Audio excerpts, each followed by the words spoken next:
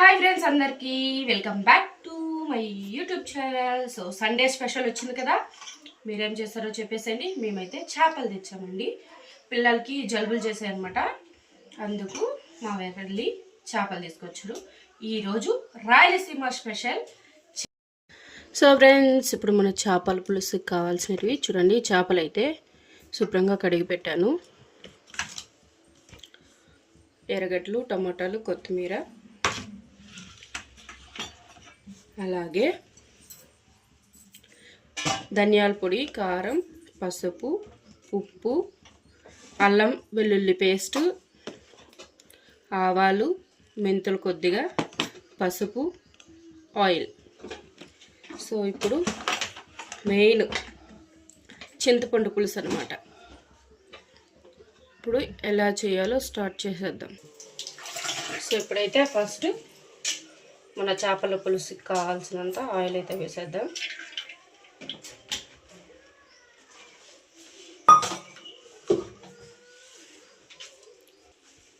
ఇప్పుడైతే మన oil heat అవుతుందన్నమాట. ఆవాలు, ఉద్దిపప్పు, మెంతులు వేసేద్దాం. ఇప్పుడు మన ఆవాలు అయితే వేగిపోయాయి. ఇప్పుడు సన్నగా కట్ చేసి పెట్టుకున్న ఎర్రగడ్డలు కూడా వేసేద్దాం. ఎర్రగడ్డలు కొంచెం బాగా వేగినాక టమాటాలు అనేది వేద్దాం. చూడండి ఫ్రెండ్స్, ఇప్పుడైతే మన ఎర్రగడ్డలు కూడా వేగిపోయాయి. ఇప్పుడు సన్నగా కట్ చేసి పెట్టుకున్న టమాటా ముక్కలు కూడా వేసి టమాటా ముక్కలు బాగా మగ్గిపోవాలన్నమాట. అంతవరకు వేయించేద్దాం.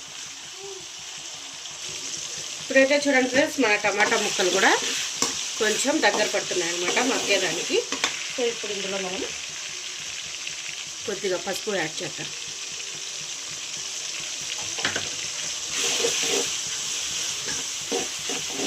పసుపు వేసి ఇంకొంచెం మగ్గనిద్దాం.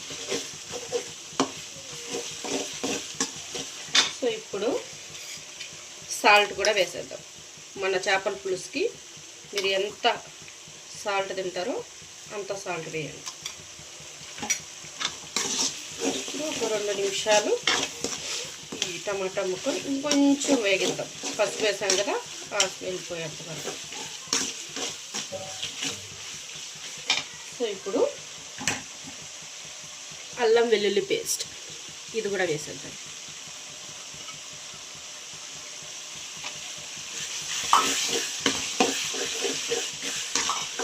ఇప్పుడు అల్లం వెల్లుల్లి పేస్ట్ పచ్చి వాసన పోయేంత వరకు వేయించి తర్వాత కారం, ధనియాల పొడి వేసేద్దాం. చూసారు కదా ఫ్రెండ్స్, మన అల్లం వెల్లుల్లి పేస్ట్ కూడా వేగిపోయింది. ఆయిల్ అంతా పైకి వచ్చేసింది అనమాట. సో ఇప్పుడు ధనియాల పొడి, మిరప్పొడి కూడా వేసి కొంచెం ఇలా వేగనిచ్చేద్దాం. ఎందుకంటే ఇదంతా పచ్చి స్మెల్ రాకుండా ఉంటుంది అనమాట కాసేపు ఆయిల్లో వేగిందంటే.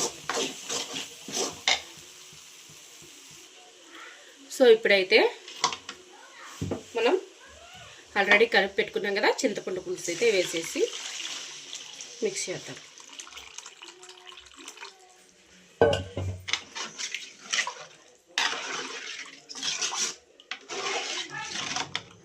ఆల్రెడీ అన్నీ వేసేసాం కదా, సాల్ట్ అన్నీ వేసాము.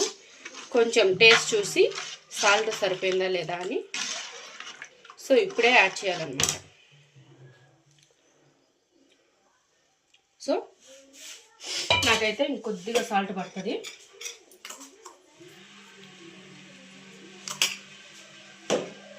ఇప్పుడు ఫిష్ మసాలా ఉంటుంది కదా, అదైతే నేను ఇప్పుడే వేసేస్తాను. ఎందుకంటే ముక్క వేసిన తర్వాత వేసామనుకో విరిగిపోతుంది అన్నమాట.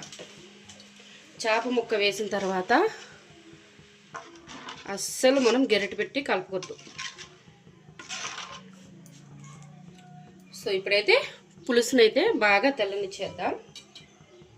కొద్దిగా దీంట్లో వాటర్ వేస్తున్నాం. ఇప్పుడు మూత పెట్టేసి మన పులుసు అనేది బాగా తెల్లాలన్నమాట. ఒక 5 minutes పెట్టేద్దాం. ఇప్పుడైతే చూసేద్దాం ఫ్రెండ్స్. మన పులుసు అయితే సూపర్ తెలుతుందనమాట. ఇప్పుడు మన చేప ముక్కలు ఒక్కొక్కటిగా పులుసులో వేసేద్దాం. చాలా అంటే చాలా టేస్ట్గా ఉంటుంది. ఒక్కసారి ఇలా చేసుకొని తిన్నారంటే so next time chicken mutton side వెళ్ళరు అనమాట. చేపల పులుసే తింటారు. ఇప్పుడైతే ఒక్కసారి మనం గరిటతో ఇలా కదిపేద్దాం. ఎందుకంటే పీస్ వేసిన తర్వాత అది ఉడికేటప్పుడు మళ్ళీ కలపకూడదు.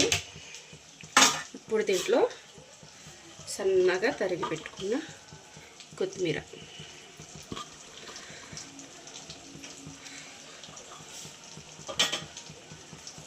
వేసేస్తాం కదా. ఇంకొక 5 minutes పులుసుని అయితే బాగా తెల్లనిచ్చేద్దాం. మన చేపల పులుసు రెడీ అయిపోతుంది.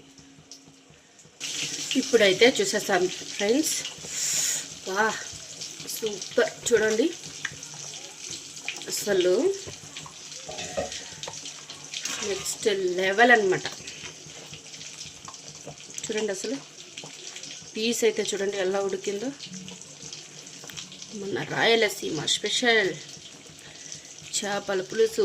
ఆయిల్ ఇలా పైకి రావాలన్నమాట. పైకి వస్తే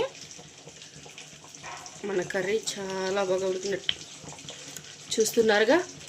సో ఇలాంటి రెసిపీస్ కావాలంటే మన ఛానల్ని సబ్స్క్రైబ్ చేయండి, అలాగే కామెంట్ చేయడం మర్చిపోకండి.